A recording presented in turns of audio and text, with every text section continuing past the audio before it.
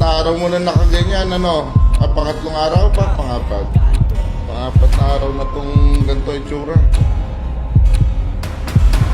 Gusto ko itsura. Sige. Pahigain. Pahigain mo na.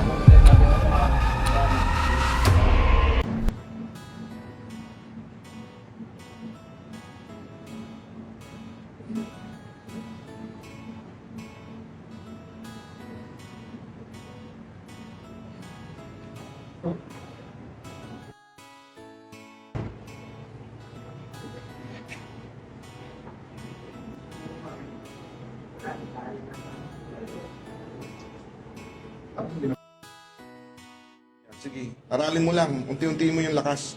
Pero ngayon, pag kinakapa mo, wala rin buto sa may puwet, no? Wala na. Sige, sige, sige. Yan. Hindi pa talaga. Mahina pa. O, pilitin, baka lumusot eh. Kahit pa isa-isa, subukan mo.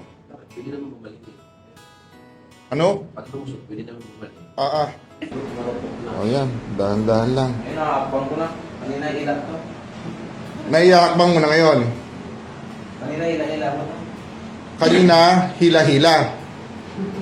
Oo. Sige, subukan mo tanggalin yung ano mo. Kaya po. Hindi, pero kaya mo nang tumayo nang wala yung saklay. Kaya na. Oo, yan. Pantay na, no?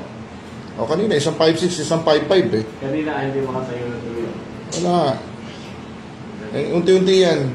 May isang linggo ka pang ganan. Palakas ng palakas yan. Dapat taas mo ng konti yung ano mo, saklay mo, para hindi ka nakayuko. Isipin mo yung nangyari sa kanya. Ito mismong buton to, pumunta rito. Sa lugar na to. Umusod, paakyat. Kaya kanina, maiksi ito.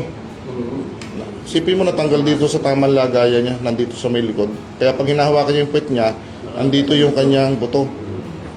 Garantisado, subok 100%. Sa dami ng patunay, di ka magsisisi dito. Kung usapan ay buto, ang solusyon sa ganito, walang iba, nag-iisa. Ermitanyong